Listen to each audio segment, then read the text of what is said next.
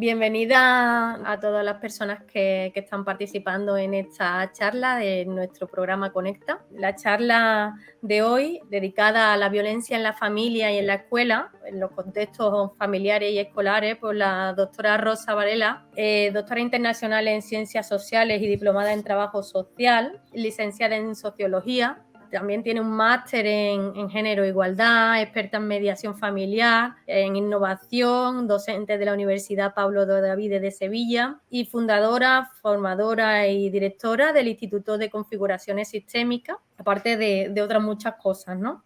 Ha desarrollado su trayectoria profesional como trabajadora social en ámbitos como el alcoholismo, el ejercicio libre de la profesión, en adopción internacional, mediación familiar, cooperación y voluntariado internacional, dependencia de mayores y de personas con discapacidad. Y bueno, eso nos hablará hoy de la prevención y la reducción de la violencia en contextos pues tanto escolares como familiares, centrándose más en los ámbitos escolares, puesto que el ámbito familiar pues es bastante extenso y quizás en otras charlas pues podamos profundizar más en el tema. Bienvenida, Rosa. Es un placer para FASAP tenerte hoy, esta tarde calurosa entre nosotras y nosotras. Y a todos los participantes, pues bienvenidos y espero que disfrutemos mucho de la intervención de Rosa. También quería mencionar, y si Rosa me lo permite, porque ha sido la tutora de nuestras alumnas en práctica de trabajo social que han estado colaborando con nosotros estos meses, desde febrero. Y sé que Miriam y Andrea, que son dos de las 3 alumnas que hemos tenido en práctica en AFASAP, están aquí y bueno, quería también brindarle ese agradecimiento pues tanto a Rosa como su tutora, como a Miriam, Andrea y Alba, que creo que no está, por haber colaborado también con AFASAP. Muchas gracias a las 4 y un placer tenerte con nosotros hoy, además, para esta charla. Gracias a ti, María. Bueno, este es el título, ¿no?, que le hemos puesto hoy a la conferencia, que es Prevención y Reducción de la Violencia en Contextos Escolares y Familiares. Bueno, este es mi currículum que acaba de comentar María, con lo cual vamos a pasarlo. Bueno, nos vamos a enfocar hoy, vamos a pasar por los conceptos principales para situarnos en las charlas de hoy. Vamos a tratar el significado de la adolescencia, ¿vale?, que le vamos a dar en este contexto, qué es la violencia escolar, al mismo tiempo cuál es la virtual, los tipos de violencia virtual, la violencia filioparental, que la vamos a definir, pero vamos a entrar poco porque es un tema muy, muy grande que nos conlleva a otra charla específica sobre el tema, pero bueno, dejar ahí escrito, ¿no?, al menos el título. Las propuestas de intervención que yo suelo realizar desde la perspectiva sistémica, las áreas que deberíamos de contemplar en los programas de prevención y atención en la violencia escolar, más específicamente en esta tarde. Voy a comentar un caso que llevé a cabo de una menor, otro caso de un menor con SAF, para que veamos también las diferencias que nos podemos encontrar en los casos de violencia escolar, planteamiento de la intervención que se llevó a cabo y los resultados y conclusiones que se obtuvieron en la intervención de estos casos. Estos casos fueron detectados a través de investigaciones que yo realizo normalmente, y cuando a través de los test nos saltan los ítems de emergencia, digamos, planteamos una intervención directa con los menores, ¿vale? Bien, como estaba comentando, ¿no?, el concepto de adolescencia que encontramos actualmente en las escuelas y en la sociedad están llenos de estereotipos, ¿no? Como que los jóvenes de hoy en día son violentos, hacia los propios compañeros, hacia los profesores, hacia los padres. Cada vez más hay un nivel de conflicto familiar más alto. Al mismo tiempo se les achaca el consumo excesivo de alcohol y otras drogas, e incluso de los embarazos de adolescentes que siguen existiendo, lamentablemente. Estas son algunas de las conductas que frecuentemente se manifiestan en este ciclo vital, que es la adolescencia, y las que generan evidentemente una alarma social e identifica esta etapa con las dificultades que hay tanto en la familia, escuela y comunidad en general. Una puntualidad que voy a hacer es que yo cada vez que hablo de problemáticas siempre voy a incluir a la familia, a la escuela y la comunidad, ¿vale? Siempre lo veo desde el punto sistémico, desde una perspectiva ecológica y global, donde todas las partes están relacionadas y todas las partes están implicadas, tanto para el problema como para la solución. Es un panorama que se muestra muy complicado, no solamente para los adolescentes, sino también para las familias, los centros educativos y los grupos de iguales, que se enfrentan a un momento evolutivo muy complejo, cuyas dificultades se han visto incrementadas en los últimos años con un amplio número de transformaciones sociales y económicas.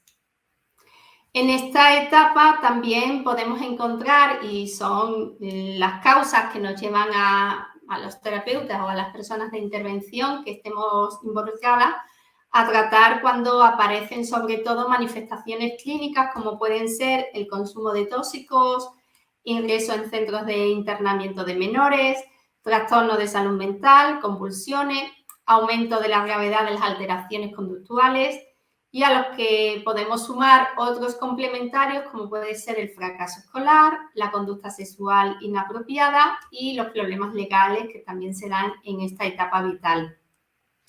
Estas conductas inapropiadas a veces son difícilmente comprensibles en el entorno familiar, ya que encontramos que los menores muestran dificultades para entender las normas, además de problemas de interpretación de las claves de interacción social.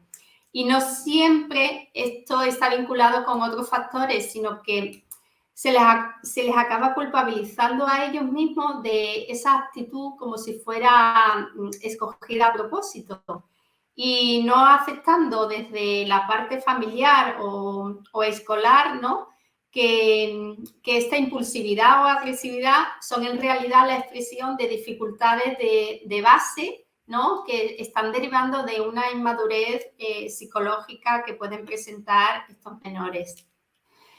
Voy a empezar a mencionar los conceptos principales de esta conferencia, como es la violencia escolar. ¿A qué llamamos violencia escolar? Que es el problema, ¿no?, que está muy presente en todos los centros escolares, por activa y por pasiva, y además es una problemática internacional, donde la encontramos en todos los países del mundo. En las últimas décadas hay muchísimos esfuerzos e iniciativas nacionales e internacionales para poder reducir y prevenir los problemas de bullying y ciberbullying, y para fomentar la convivencia y la integración social del alumnado en el aula. La importancia de estas iniciativas se deriva de las graves consecuencias que el bullying y ciberbullying tienen para el desarrollo y ajuste psicosocial de la víctima y del agresor, porque los dos están implicados. El bullying es una conducta violenta entre compañeros y se caracteriza por su intencionalidad, persistencia y desequilibrio de poder. Y está siendo considerado cada vez más como un problema grupal en el que tanto la reputación del agresor y de la víctima como su pertenencia o no a determinadas categorías o grupos sociales adquieren en un especial significado, ¿no?, en un espacio. Tanto la victimización como por los iguales, como el rechazo y el aislamiento social sufrido de forma reiterada, inciden negativamente en el bienestar psicoemocional de los niños y adolescentes con problemas psicológicos y emocionales, al ser experiencias interpersonales especialmente muy, muy estresantes. El modo en que la interacción con otras variables, como es la familia, la escuela y la comunidad, pueden reducir o aumentar estas consecuencias negativas depende tanto de la comunicación que hay con los hijos y los padres, la comunicación parento-filial, la relación con el profesorado y la participación en la comunidad. Se recomienda, por tanto, adoptar una visión holística y ecológica del problema de la violencia escolar y de la victimización. Es bien conocido en ciertas características del sistema familiar que parecen asociarse en gran medida con la manifestación de problemas conductuales de los hijos. En esto ya nos detendremos luego en preguntas y respuestas, que seguro que va a incitar alguna pregunta. Ahora bien, pasamos al concepto de qué es la violencia virtual. Pues igual que el bullying, es manifiesta, relacional y producida, solamente que no es presencial, es producida a través de Internet. Son comportamientos que implican tanto una confrontación directa hacia el otro mediante amenazas o insultos como indirectas, provocando daño en el círculo de amistades o en su pertenencia al grupo, mediante la difusión de rumores o la puesta en ridículo públicamente a través de comentarios o imágenes en la red. El ciberbullying, por lo tanto, es una conducta agresiva e intencional que se repite de forma frecuente en el tiempo mediante el uso por un individuo o grupo de dispositivos electrónicos sobre una víctima que no puede defenderse por sí misma fácilmente. La violencia virtual se amplía y puede ser de menor a menor, de un adulto a un menor o de adulto a adulto.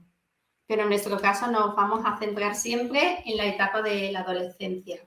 Los tipos de violencia virtual que nos podemos encontrar es el sexting, que normalmente se utiliza a través del móvil y es mensajes o fotos que sexualmente están explícitos el hecho de hacer daño, ¿no? El sexcasting es cuando se graba mediante la webcam y se difunden las imágenes.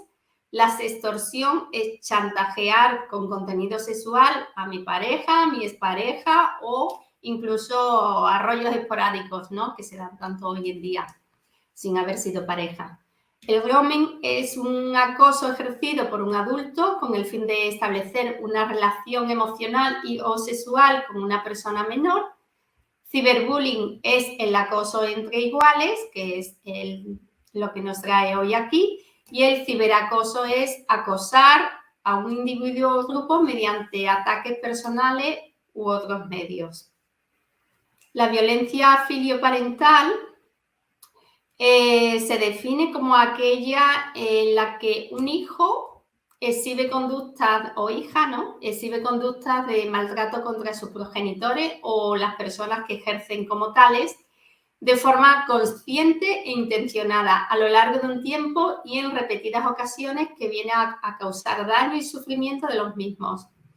La violencia ejercida puede ser psicoemocional, física o económica y consigue causar en los padres una pérdida de autoridad, autoestima y una frustración en sus aspiraciones educacionales.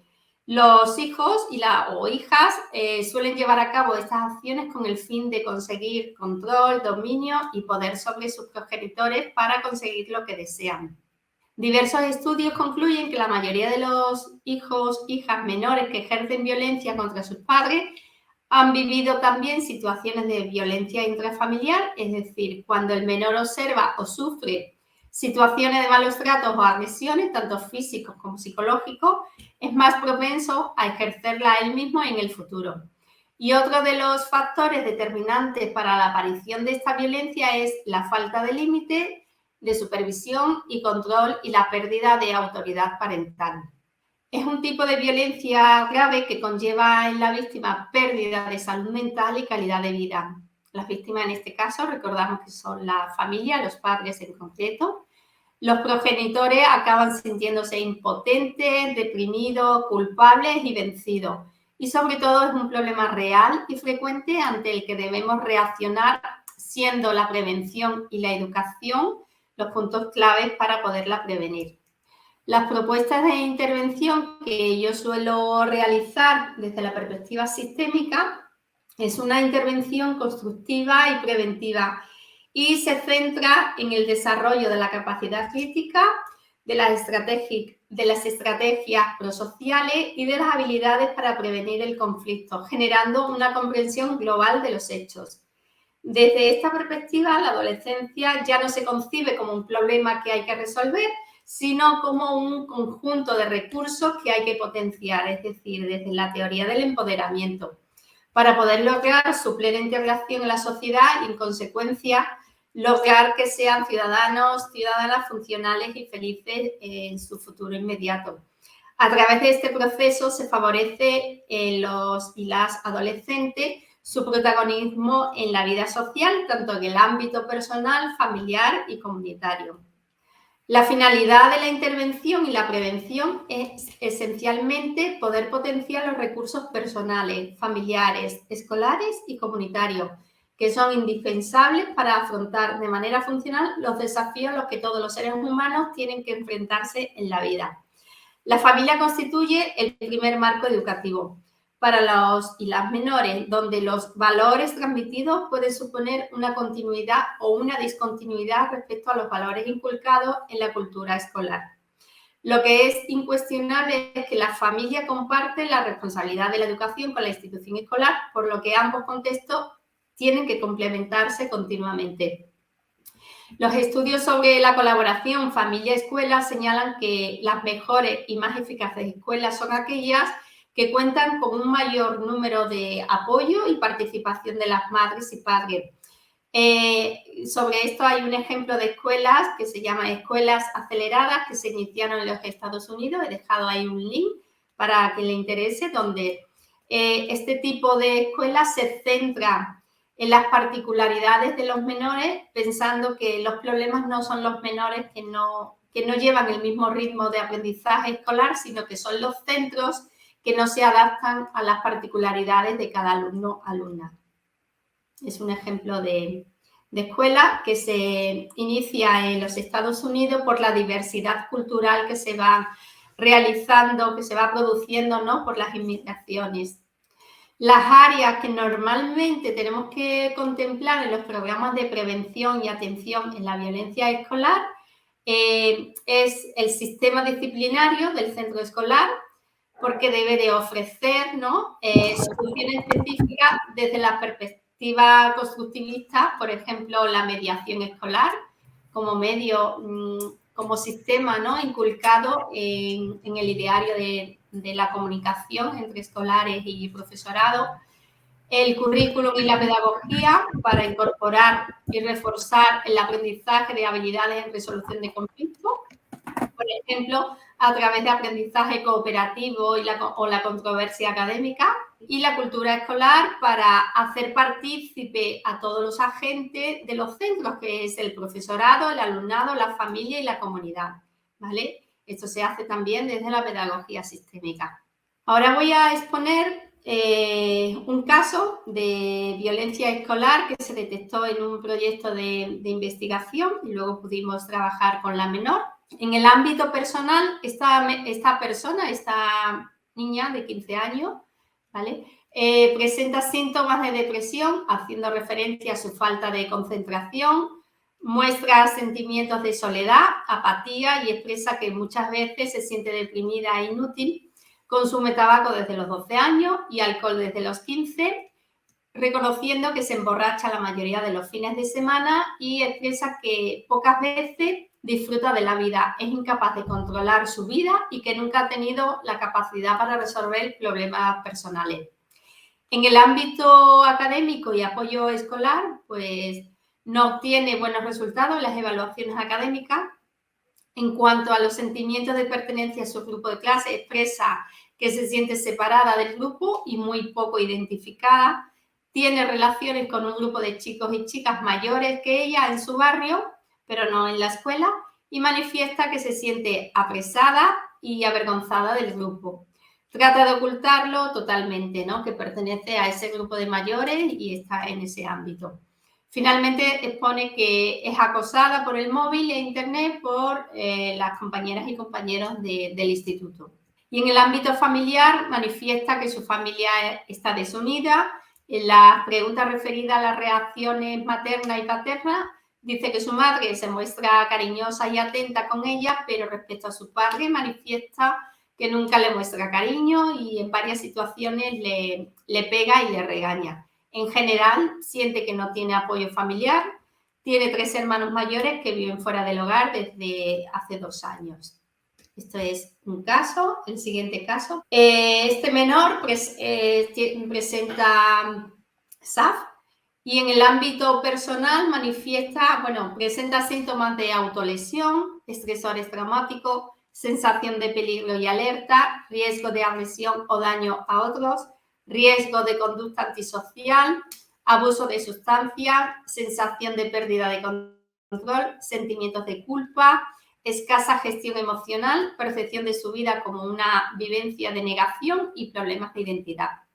En el ámbito académico y apoyo escolar no tiene buenos resultados en las evaluaciones académicas.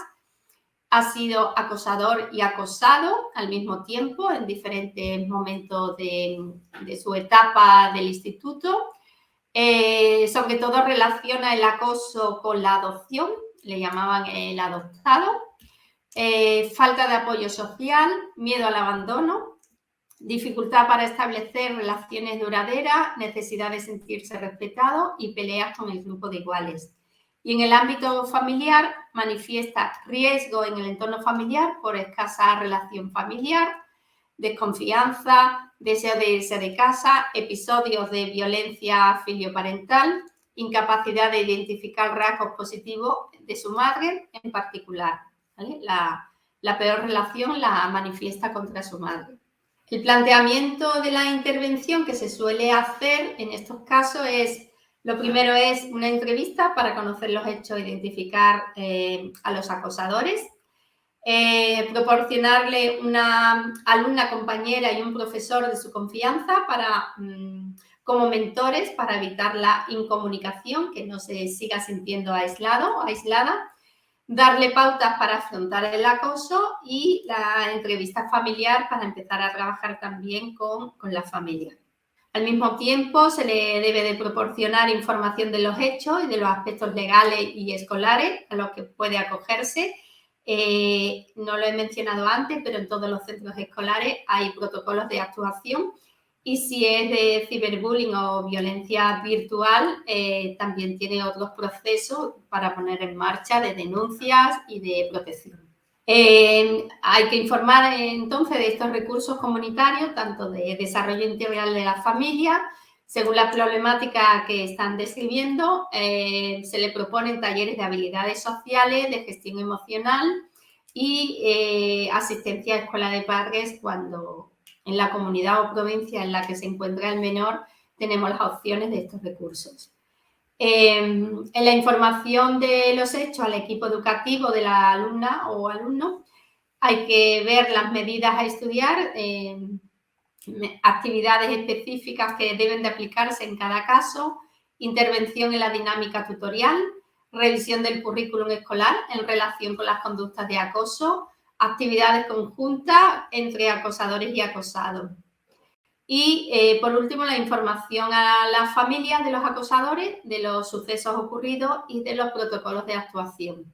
Hay que solicitar los permisos para intervenir con sus hijos e hijas y negociar las consecuencias de sus actos, programas de habilidades y formas de reparación que deben de hacer entre acosadores y acosados. Los resultados de la intervención que realizamos en su momento, como consecuencia de la alteración de un elemento del sistema escolar, se produjo un cambio en todo el sistema y subsistemas relacionados con los menores, personales, relacionales, familiares, curriculares, institucionales. Cuando todos los agentes se involucran, se van produciendo cambios. Es evidente que en una y en 2 sesiones no, pero a lo largo de 1 y 2 años si se ven estos resultados.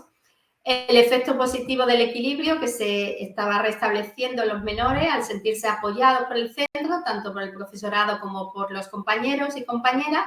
Y lo más importante es el apoyo de la familia y la confianza que esta intervención generó en ambos sentidos.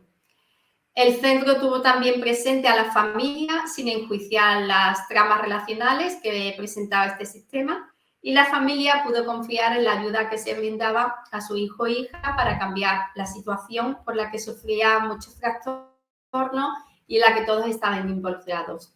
Es decir, cuando la familia no se ve enjuiciada por el centro escolar como malos padres que no han tenido autoridad y han descontrolado o tienen malas relaciones entre sí, cuando se le da ese margen de confianza, se le dan las posibilidades de un cambio a una actitud más positiva. Las familias también, a su vez, se tienen que comprometer en tomar un rol más activo, concentrándose en la fortaleza de los menores y utilizando el refuerzo positivo, aceptando sus limitaciones, tanto de ellos como padres, como las limitaciones de los menores que puedan estar sufriendo cualquier trastorno de conducta, ¿no? Siendo constante también en los hábitos disciplinarios y usando un lenguaje correcto y proponiendo rutinas estables. Como conclusiones de estas intervenciones, la conflictividad escolar es una realidad social que comprende diferentes definiciones, causas variadas y distintos agentes implicados. Por lo tanto, es necesario no centrarse exclusivamente en el alumnado problemático y tener en cuenta otros factores contextuales. Es de suma relevancia en la explicación y mantenimiento de los problemas de conducta. El objetivo principal de las intervenciones profesionales debe ir encaminado a modificar el ambiente escolar, mejorando las relaciones entre iguales y promoviendo comportamientos prosociales, es decir, potenciando todos los recursos presentes en todos los escenarios en los que se educan a los niños y niñas. Estas intervenciones parten también de la concepción de una escuela como un sistema general de convivencia que es necesario dinamizar para facilitar las relaciones positivas e inhibir las negativas, implicando en este proceso a todos los miembros de la escuela, a la familia y a la comunidad. Obviamente, toda intervención que vaya encaminada tanto a prevenir las conductas violentas en los centros de enseñanza como a facilitar la convivencia y bienestar psicosocial del alumnado debe de considerar como elementos clave la tolerancia cero respecto al bullying y al ciberbullying entre estudiantes y la necesidad de integrar socialmente a todo el alumnado en el aula. En este sentido, para prevenir y minimizar las conductas violentas en la escuela es preciso, en general, adoptar un estilo no violento para expresar las tensiones y resolver los conflictos escolares. Desarrollar una cultura de la no violencia a través del rechazo explícito de cualquier comportamiento que provoque la victimización. Romper la conspiración del silencio que suele establecerse en torno a este problema y subrayar y valorar por sus enormes potencialidades las buenas prácticas educativas. Y ya con esto termino la exposición. Muchísimas gracias y pasamos al turno de preguntas, curiosidades. Bueno, muchas gracias, Rosa. Esperando a que hagan alguna pregunta. Vamos a aprovechar que Rosa está aquí, que ha tenido intervenciones directas con personas con SAF, ¿no? En situaciones tanto de bullying como de violencia parentofilial. Y bueno, si alguien quiere hacer alguna pregunta, es el momento. Muchas gracias a todos y todas. Y muchas gracias, Rosa. Bueno, no sé si es un tema bastante común, asimilado por las familias, o realmente no habéis vivido nada de cerca. Tenéis la suerte. Hola, Rosa. Hola. Bueno, y quería hacer una pregunta. Cuando has puesto el ejemplo del chico con SAF, tanto decías que sufría como era acosado y acosador. Entonces, ¿qué dificultades hay a la hora de abordar un tema así? Es bastante complejo, ¿no? A ver, eso no pasa solamente con el SAF, en los menores con SAF, ¿vale? Los menores que han sido víctimas, en otro punto de su historia escolar, pasan a ser acosadores también.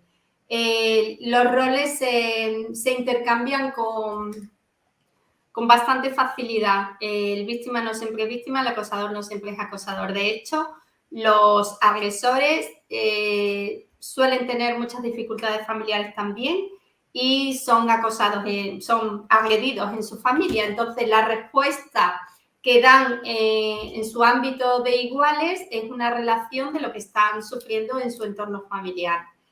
Entonces, en el caso de este chico de Saf, bueno, pues tenía problemas de aceptar su identidad como hijo adoptado, le faltaban datos de su historia, eso le tenía bastante aislado, deprimido, incomunicado con sus padres adoptivos y en esa etapa de búsqueda de su identidad fue donde él fue más agresor que acosado.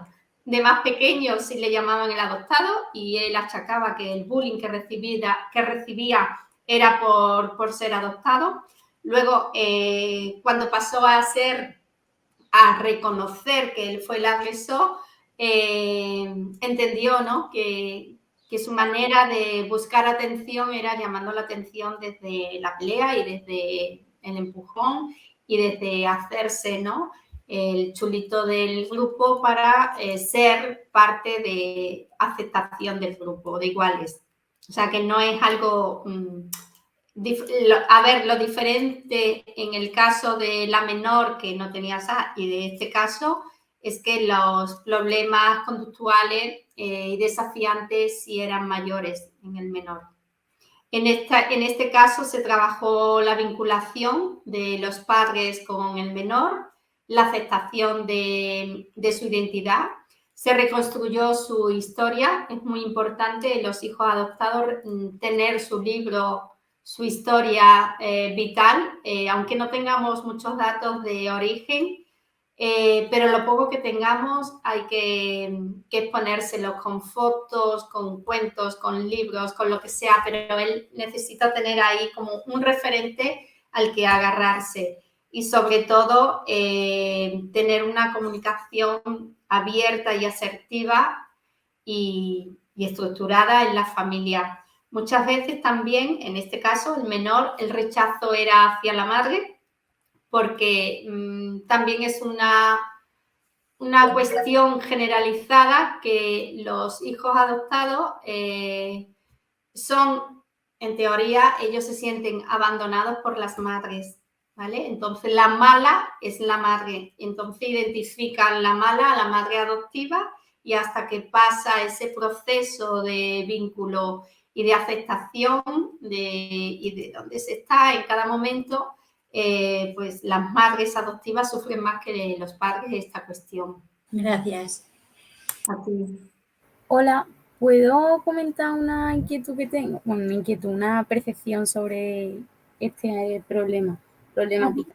Y es que, bueno, desde el trabajo social, por ejemplo, lo que, aunque comúnmente se nos conozca como los quitaniños, el hecho de, bueno, el proceso, para iniciar un proceso de retirada a un menor de estos contextos que son en riesgo para el menor y para toda su vida, pues es muy complejo iniciarlo. Y entonces todavía tengo ahí dudas de cómo se inicia el proceso, es decir, cómo interviene la figura del trabajador social ante estos casos de forma precoz, porque a mí lo que más me duele es que el chico o la chica, independientemente de que tenga SAF u otro tipo de problemática o sin necesidad de presentar ningún tipo de enfermedad o síndrome, es que la reproduzcan. Entonces, desde contextos escolares, otras redes de apoyo o otras redes donde se mueva el chico, no se actúa. Aunque algunas veces se sepa el problema, no se actúa con la rapidez que se tiene que actuar. Es mi punto de vista, en plan, mi percepción, porque es que como también han mencionado, cada vez los adolescentes y las adolescentes como que repiten más conductas de delincuencia, de violencia. Y yo también lo que veo por redes sociales es la forma de arreglar los problemas, violencia, ya sea física, psicológica. Entonces, no sé todavía, como futura trabajadora social, una acción o una detección, bueno, una acción más que una detención precoz para actuar a tiempo. A ver, la detención precoz normalmente viene de los centros sanitarios, sobre todo cuando hay lesiones importantes o bueno, la persona llega ya para ingresar en salud mental, ¿vale? Ahí los servicios sanitarios, cuando la vida corre peligro, son los que más emergente pueden actuar, ¿no? Luego, cuando hay denuncias, los servicios sociales comunitarios en menos de un mes tienen que hacer un informe, visita domiciliaria y tal, y ahí sí es verdad que actúan en un principio, pero luego, claro, la resolución de esa actuación tarda en llegar. El tema de la retirada de menores es muy, muy complejo. No se puede hacer sin tomar muchísimas medidas. Entonces, a veces la retirada llega tarde porque el menor fallece en manos de algún progenitor. Y a veces, incluso si nos centramos en la violencia filioparental, los padres tardan mucho en denunciar a ese menor porque se sienten avergonzados de que no pueden con el hijo o la hija, con lo cual el proceso se va acumulando en el tiempo.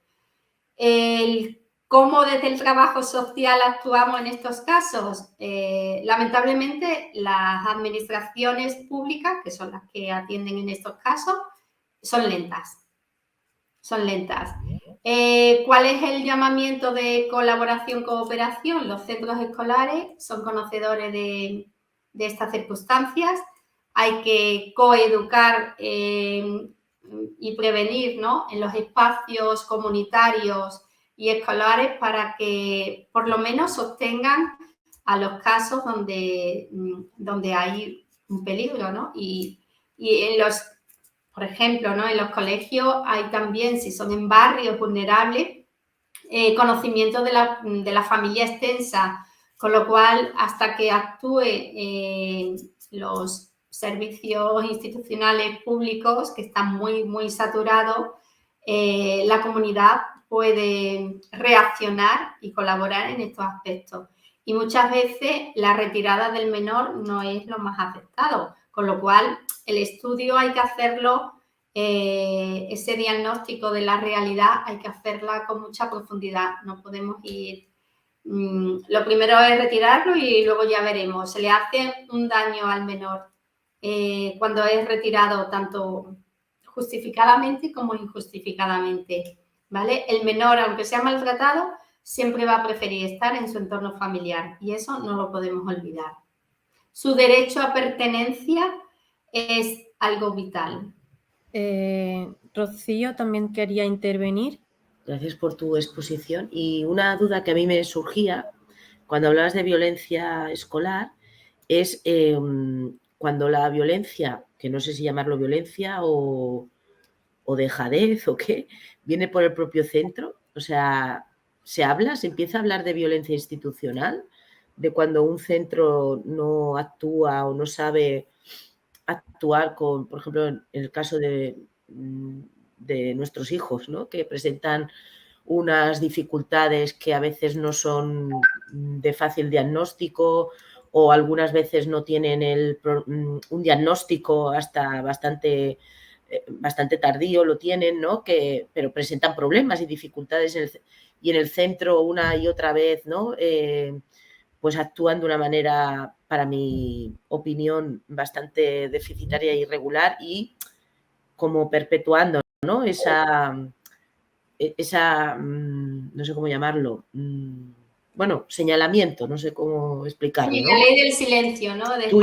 Tu hijo es un vago, bueno, no te dicen tu hijo es un vago, pero te lo vienen porque no hace los deberes, bueno, muchos mensajes que cuando la familia quiere colaborar cuesta, porque ellos parten de una realidad que tiene que ser un adolescente, ¿no?, en el caso de que estás hablando, que tiene que ser ya autónomo, que tiene que llevar una agenda escolar, bueno, ¿sabes? Muchos ítems.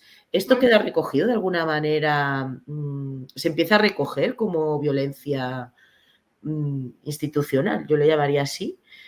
Eso sería una pregunta. Y otra es cómo actuar, por ejemplo, cuando un niño, ¿no?, o un adolescente, un joven, en el centro es aislado continuadamente, ¿no?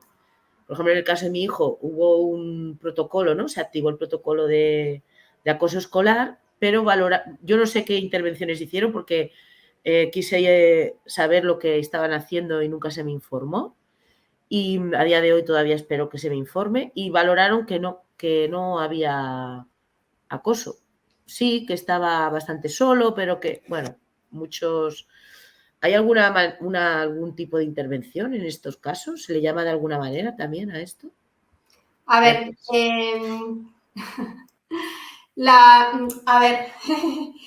que ha dado en la clave, ¿no? Normalmente el profesorado no está preparado para niños problemáticos.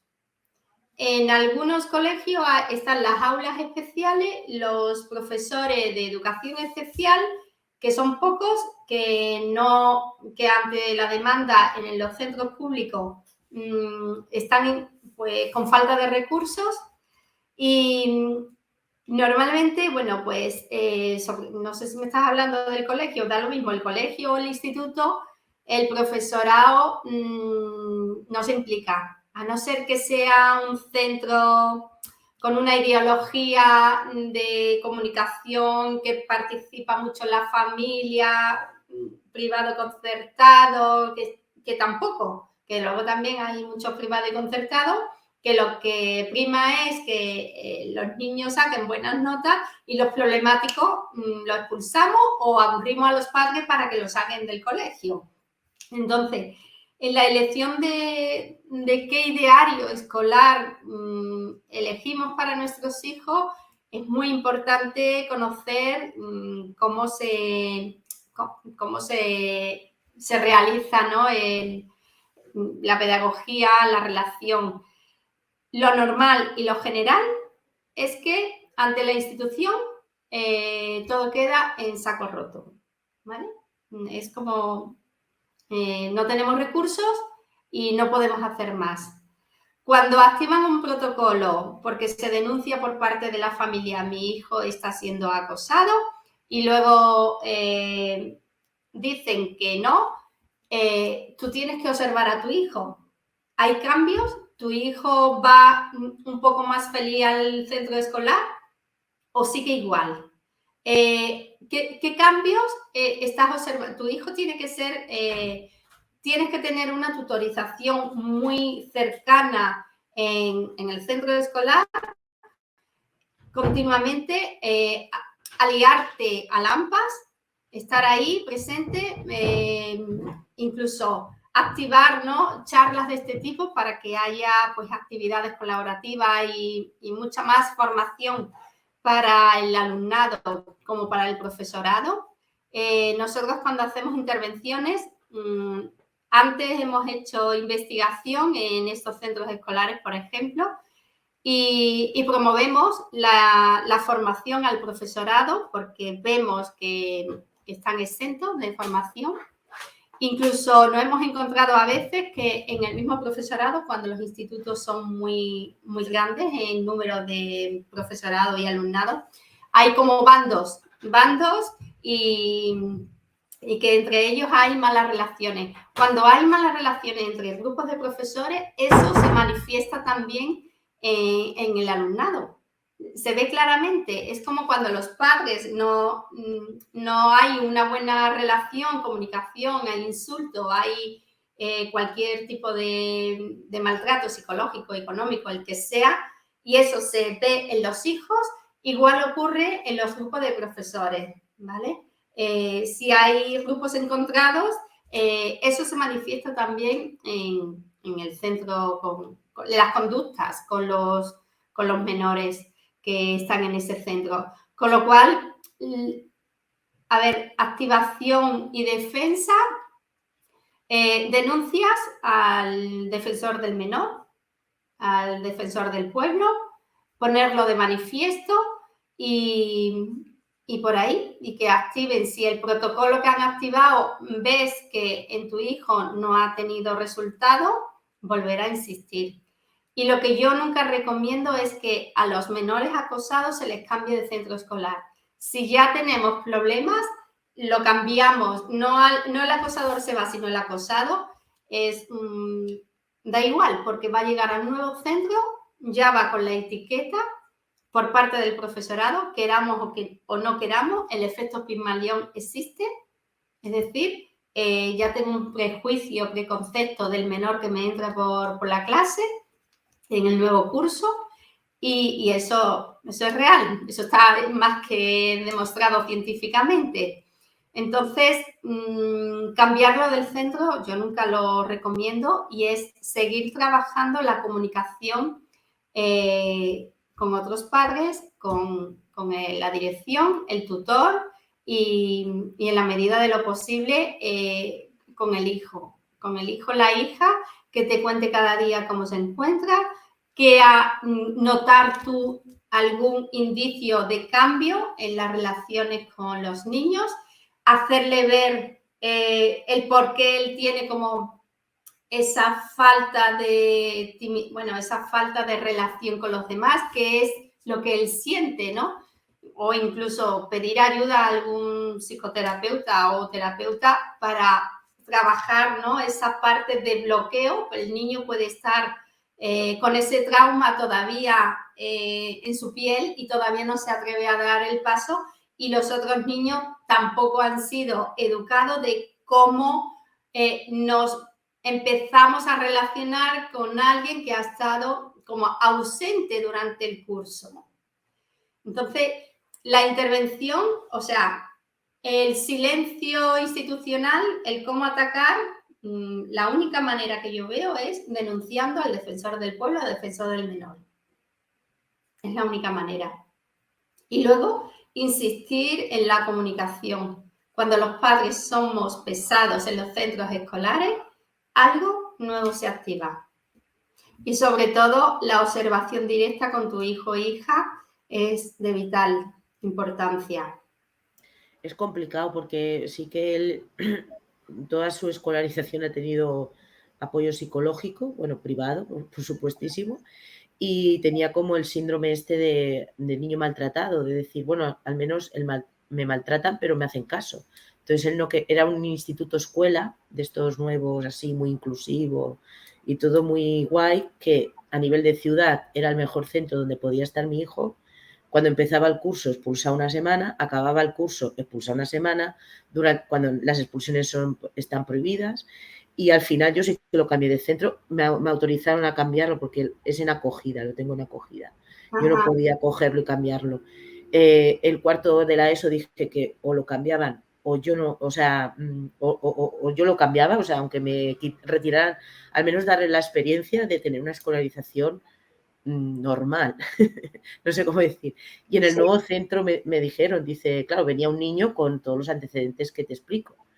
Y me decía la tutora, dice, nos ha sorprendido porque ni nosotros somos tan buenos, ni el niño es tan malo como apuntaba, ¿no? Su expediente académico. Y pudo al menos tener un cuarto de eso digno, ¿no? O sea, que tenía como... Entonces yo pienso, digo, se empieza a hablar de violencia. Perdona, Rocío, ¿dónde has visto tú el cambio en el proceso de tu hijo?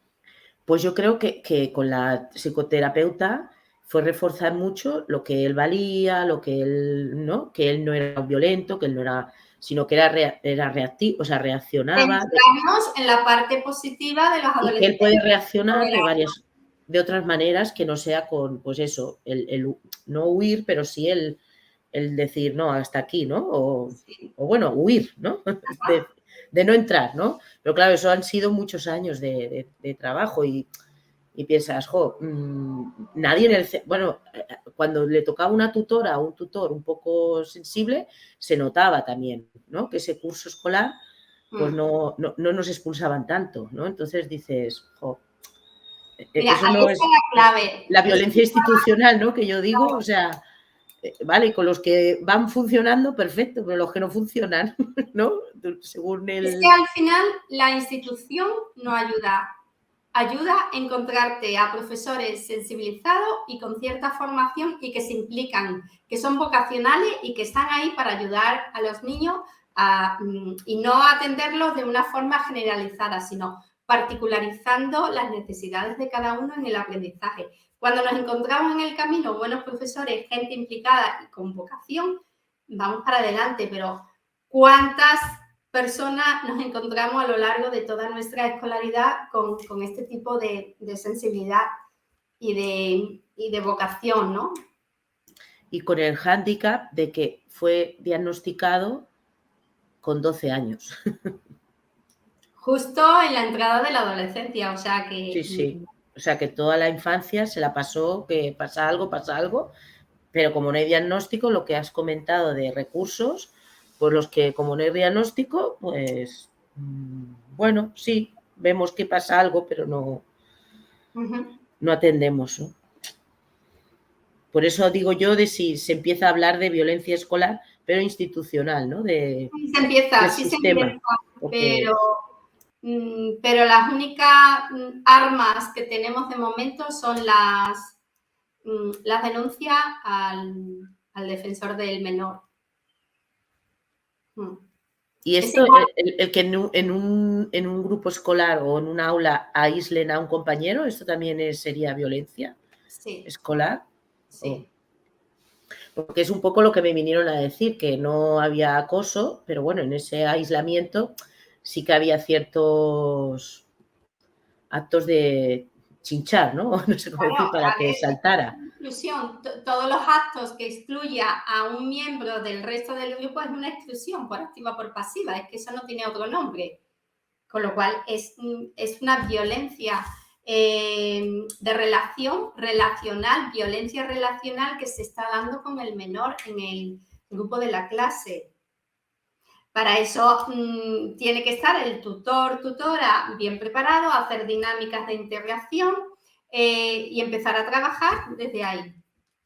Cuando eso existe, en algunas comunidades, en los servicios sociales comunitarios, el educador social del centro puede participar en dinámicas, incluso en talleres, ¿no?, de habilidades que se promueven con el AMPA, en los programas de escuela de paz.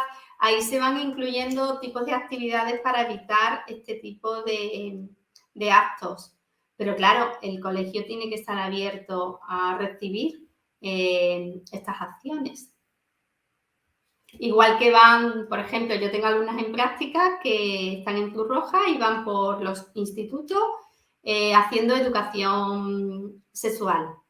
Pues igual que hacen los proyectos de educación sexual, están los proyectos de gestión emocional, de habilidades sociales que depende del centro escolar, van asumiendo este tipo de proyectos en las horas de clase o de tutorías. Quería comentar que un poco a colación del tema de hoy, del tema del bullying y demás, desde AFASAP, bueno, habrán llegado algunos correos, algunos WhatsApp, porque el año que viene, el curso que viene, tenemos una campaña de sensibilización en los centros educativos, pues tanto desde infantil hasta secundaria.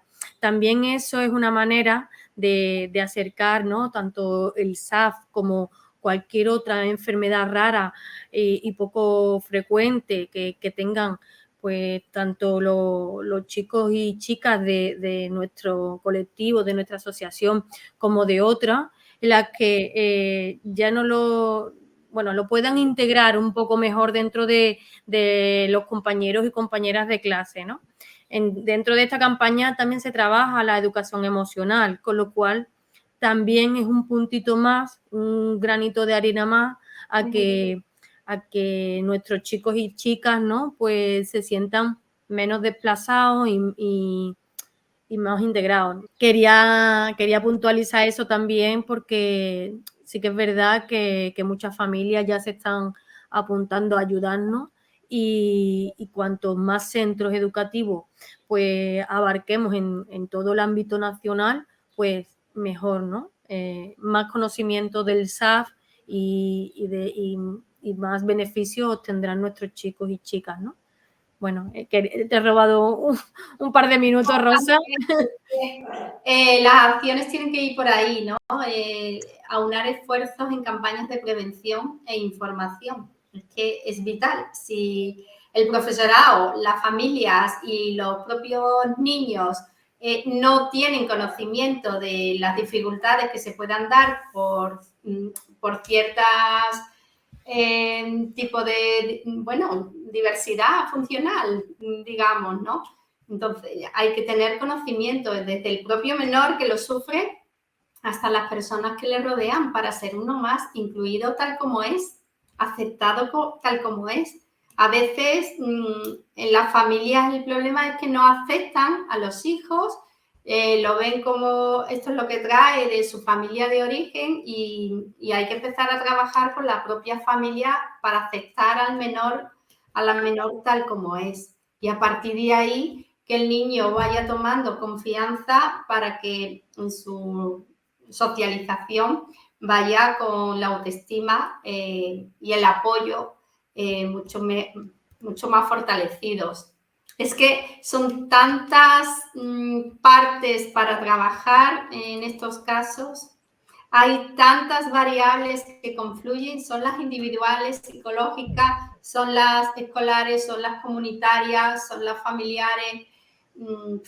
Es que son muchos frentes abiertos y la única manera es teniendo claro el objetivo y apoyando siempre a hacer como tu propia, yo qué sé, fortaleza y eso, pues luchar contra todas las variables, ¿no? De exclusión para conseguir la inclusión. El tema es la inclusión.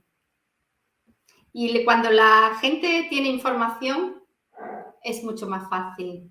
El problema es que los profesores no están formados y si tiene 30 alumnos, alumnas en clase, uno que me da problemas no me puede restar el tiempo del contenido curricular que yo debo de impartir, ¿no?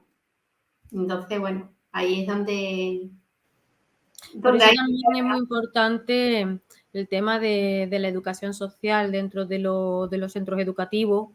Y bueno, en algunos centros educativos están intercediendo, está apareciendo la figura de monitor de recreo, hay diferentes, o tutor de apoyo y demás, que no es la figura ni del PT, ni del profesorado de educación especial, ni siquiera del educador o educadora social, ¿no? Sino que es una persona externa a lo que es el ámbito escolar que puede acompañar a los chicos y chicas que no están dentro pues de las relaciones o del sistema, ¿no? Del aula, ¿no? Entonces, bueno, es muy importante también en este caso. Espero que desde AFASA podemos en algún momento también tener esta figura y intentamos trabajar en ello. Así que también sería un punto, ¿no?, a favor el que trabaje, ¿no?, dentro de los aulas, ya que el sistema escolar público no se presta a ello, ¿no? No cubre esas necesidades, ¿no? Sí. ¿Alguien más quiere preguntar algo, quiere intervenir? Hola, soy Maribel, que Maribel. no iba a intervenir, pero bueno, creo que sería interesante lo que iba a comentar. Bueno, el tema es que, bueno, a mí me ha costado mucho, bueno, y todavía me cuesta entender un poco a mi hijo, ¿no? Creo que lo típico de que vino aquí, pues como que el niño no obedecía, como que el niño no quería hacer las cosas, en fin, en el colegio, por lo que habéis comentado. Y mira que la verdad que tuve suerte en que los profesores intentaban entenderlo, pero no sabían cómo. Y tú te veías sola, porque incluso yendo a psicólogo tampoco lo entendían. Trabajaban mucho lo que era modificación de conducta y yo veía que con la modificación de conducta no se resolvía nada.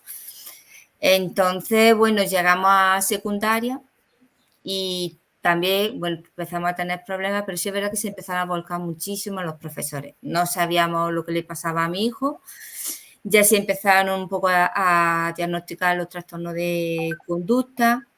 Sí, estamos yendo también a una psicóloga a Málaga, especialista que habéis hablado alguna vez, Charo Blanco, lleva ya mucho tiempo también trabajando con mi hijo. Pero sí es verdad que llegó un momento que no sabemos, se empezó a desmotivar, se siente muy solo, va a cumplir 18 años, no tiene amigos y es una edad horrible. Hasta qué punto que estamos ya en salud mental, ha estado ingresado y aunque con la psiquiatra tengo yo una pelea porque ella sí habla del síndrome de alcohólico fetal, pero luego me dice que es algo muy, muy amplio y no sabe lo que le va a poner. Estamos ahí con ese tema. Ella intenta comprender, pero todos los que estáis hablando del tema, porque bueno, nosotros sí tenemos problemas de conducta agresiva, sobre todo en más familias que afuera, pero se entiende como que el niño lo hace porque quiere. Yo sé que a veces que él tiene que retener, le cuesta muchísimo, yo intento hablar con él, pero estamos en un tramo, que es lo que habéis hablado, aunque yo he tenido cierto apoyo por parte del colegio y del instituto, pero es un desconocimiento enorme. De ahí mi hijo tiene abandonado los estudios. Y lo ves una pena porque ves a un chico que luego cuando está bien, un niño muy sociable, es muy bonito, pero está más solo que la una, no lo entiende nadie. Y tú también te ves muy solo. Y yo veo a mi hijo que digo, va a haber un fracaso, porque tú crees que va a fracasar en el futuro, te da mucho miedo a cuando tú no estés. Y luego digo, pero si mi hijo vale, si lo que necesitamos es gente que lo entienda. Y dentro de todo eso, como digo, he tenido suerte en el instituto y en el colegio que han intentado entenderlo. Pero hay una falta de desconocimiento, pero incluso por parte de psiquiatras, porque la primera psiquiatra que estuvo viendo a mi hijo en salud mental, lo que le dijo que yo tenía al niño muy consentido y bueno, me dijo barbaridades, que si era un niño retrasado, que se tenía que relacionar con niños retrasados, que tenía que estar en el peor centro de delincuencia. Bueno, una barbaridad que yo salí llorando diciendo, pero esta mujer de qué va, una psiquiatra.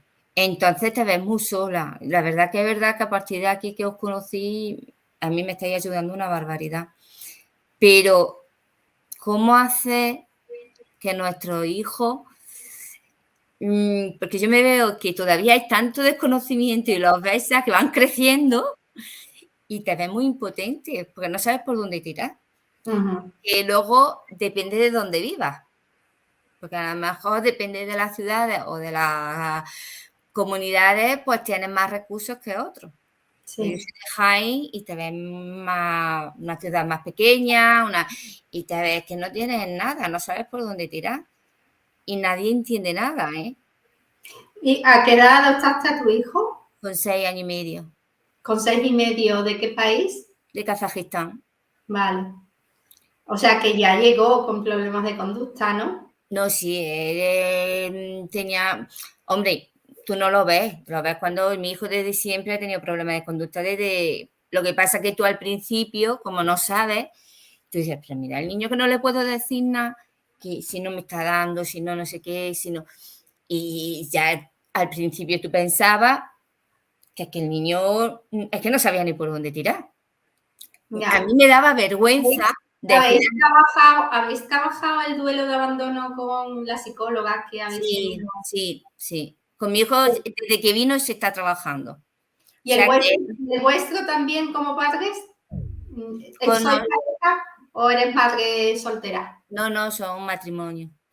Con nosotros lo que se ha trabajado un poco pues entenderlo. Yo sí por mi cuenta, sobre todo, sí he trabajado y he ido a sitios porque yo he tenido reacciones cuando yo lo veía así, diciendo quién era la madre, qué es lo que le ha hecho a mi hijo, y yo tenía como una especie de odio hacia esa persona hasta que me dieron a entender, dice, pues gracias a ella tu hijo está contigo, ¿no? Uh-huh. Pero yo también pasé un duelo muy fuerte porque me dolía muchísimo, porque yo veo a mi hijo sufrir, porque tú dices, bueno, es que cuando decías que el niño es muy sinvergüenza, oía esas cosas y yo digo, pero es que mi hijo está sufriendo y mi hijo sufre. Claro. Que es lo que más me duele, pero te ves y bueno, ya estamos a nivel de juzgado, porque eso es otra. también tenemos ese camino, que es que yo creo que, no sé si todos nos conocemos, pero vamos por todos los caminos, vamos.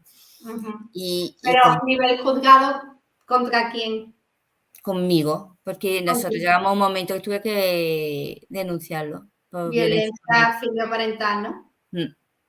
¿Y ha sido internado en un centro de tratamiento? Estamos luchando, sí lo decidieron, estuvo en libertad vigilada y luego decidieron en grupo de convivencia. Pero en el grupo de convivencia no están preparados para ello. De ahí yo con la psicóloga del grupo de convivencia yo ya le expliqué, porque me decía, es que el niño se enfada y se tira al suelo, porque luego tiene todavía muchas conductas infantiles y además es como que ahora de pequeño se tiraba mucho al suelo, empezó la cosa a mejorar y ahora otra vez ha vuelto como cuando era pequeño. Y digo, sí, eso, pero es que eso no puede ser, es que no, digo, pero es que no le podéis, a mi hijo no es como los otros chicos, lo que tenéis que intentar es hablar con él, comprender. Claro, es que cuando se mezcla la adopción con violencia filioparental en algún centro, no es lo mismo, porque exactamente. Y al centro al que vaya, el profesional tiene que conocer esos aspectos. Pues sí, no, sí, eso lo sabían perfectamente todo y tenía informe y tenía de todo, pero no. Vamos a decir, al mes dijeron que no, que de ahí incluso fueron a hablar, su psicóloga de mi hijo estuvo hablando con la psicóloga de ese grupo y se lo dijo, le tenéis que dar paciencia, que si es muy bueno, pero no le podéis tratar de esta forma, nada. Duró un mes. Al mes ya me lo querían llevar a un centro de reforma o de trastorno de conducta. La suerte, pues que la jueza que tenemos, bueno, pues tiene una situación familiar muy estrecha con temas de salud mental y nos está apoyando. Y ahí estamos, con muchísima lucha y con mucho miedo, porque ya mismo cumple 18 años, sigue en libertad vigilada, y digamos como se tuerza un poco, porque están más que detrás de, a ver, y ahí estamos, y ahora pues luchando con la psiquiatra que tiene actual, que ella es la que tiene el don de la decisión, que es la que está esperando la jueza. Y no sé por qué esta señora está muy reacia a poner lo del síndrome, que ella me lo ha dicho, o sea, que es una cosa súper curiosa, porque ella misma me la ha dicho. Pero que eso es algo muy amplio y no tengo ni idea de lo que va a hacer. Y te ves, pues, eso. Yo no sé si yo creo que igual que nuestro hijo está muy etiquetado, como que son niños, no sé si es la palabra malo, niños que tienen mala leche, niños que no, todo plan negativista, muy negativo, cuando tú dices, pero si mi hijo es precioso, si mi hijo es que vale, y yo estoy con él en una lucha de cuando controla, y ya dice, mamá, he controlado, y está ahí detrás, porque claro, cuando es pequeño, es que ya es un tiarro, es más grande que tú. Ya es un adulto, básicamente, está claro. Está claro que en el equipo donde está internado no. Están haciendo una coeducación muy coercitiva que tampoco le ayuda a madurar. Sí, eso está más que demostrado. A mi hijo se le ha reforzado, se le ha castigado, le hemos hecho de todo y nada funciona. Me lo puedo imaginar. Nada funciona. Es que las heridas son mucho más profundas. Pasa por la aceptación del trauma, del origen, la aceptación, el hacerle ver, a ver, quiénes son las personas que te apoyan, tus padres, y quiénes darían la vida por ti, tus padres. Y ahora le das la vuelta a la hoja, le dices, ¿y a quién le haces daño? A mis padres. ¿Por qué la persona, cuando él entiende eso desde el alma, desde la profundidad, los niños van haciendo un pequeño clic? Sí. Sí, eso se le trabaja y se le trabaja mucho y además a su madre que no la toque nadie. Conmigo es pasión lo que tiene. Y de ahí la rabia la pega conmigo. Y un día le dije que por qué. Y me dijo, porque tú eres mi madre y me quieres estar ahí. Así me lo soltó, yo me quedé flipando. Y dices, madre mía, ¿qué hace ante eso? Claro, pues, ¿qué hace? Te sigo queriendo y soy tu madre. Y que el niño tenga la certeza de que no va a ser abandonado. La certeza de que ahí estáis de apoyo. Y está claro que ese centro no está funcionando. Yo investigaría. No, si al centro lo expulsaron al mes.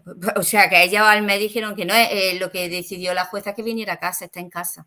Ya Ah, estamos que está en trabajando. casa. Sí, duró, tuvimos la suerte esa, que ella decidió que viniera a casa de nuevo. Está el equipo de Libertad Vigilada trabajando con él, en salud mental, que está una nueva psiquiatra que parece ser que está más receptiva, lo que pasa que no sé por qué, no quiere poner lo del síndrome alcohólico fetal, y ella me ha dicho que sí. O sea que se tiene eso y muchas otras cosas, porque un niño que ha pasado mucho y no sabemos lo que quiere poner, porque no sabemos.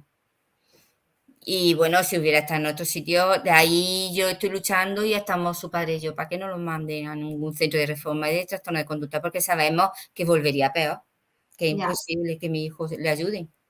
Está claro. Bueno, aquí en Sevilla, no sé si lo conocéis, María, ¿tú lo conoces? San Cristóbal, me parece que se llama la clínica. ¿La conoces? No. Aquí hay una clínica que atienden a niños con SAF. De hecho, recientemente me han presentado mis alumnas en prácticas que han hecho ahí las prácticas durante este año. Han hecho su trabajo fin de grado sobre 3 casos de SAF que están ingresados, y tal como yo he visto cómo trabajan en este centro, los niños tienen un control, un trabajo de autoayuda, y eran niños también, 2 de los 3 casos que me han presentado, 2 tenían problemas filioparental, por eso lo metieron en este centro, y parece que funciona muy bien la metodología que llevan. Entonces, me informaré. Gracias. Muchas gracias. Comento una cosa. Hola, buenas, soy Marcos, el marido. No nos veía, que no sé la cámara. Vale. Simplemente comenta una cosa por si, aunque ya lo ha comentado, los grupos de convivencia yo no creo que para nadie que tenga SAF pueda servir. El sistema que funciona allí es represivo completamente y es muy rígido, muy rígido.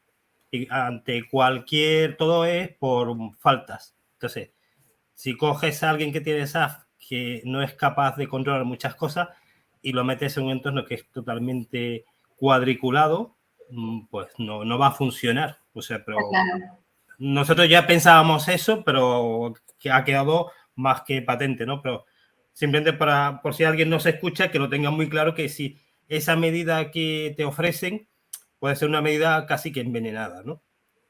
Ten en cuenta que lo que ocurrió con el nuestro, quien nos lo devolvieron a casa, es un hecho casi inaudito. Normalmente pasas de eso a un centro interno y cerrado. Simplemente es comentar eso, ¿no? De que se tenga cuidado con lo que te ofrecen, aunque casi que sea bueno, pero bueno, pues es complicado.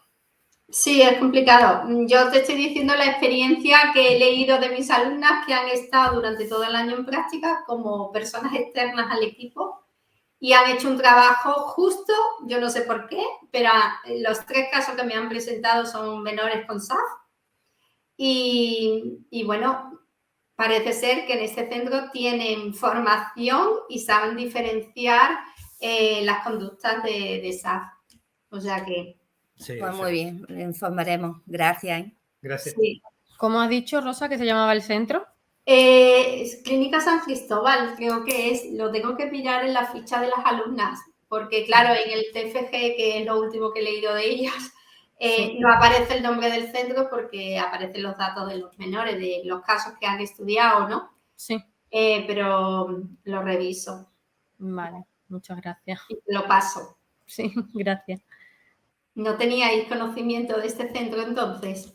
No, tenemos aquí constancia del centro, bueno, nos están dando las gracias por el chat, del centro de Adinfa, que es de trastorno de conducta, de Samu Wellness, que tiene salud mental y adicciones, otros centros, pero San Cristóbal no tengo constancia.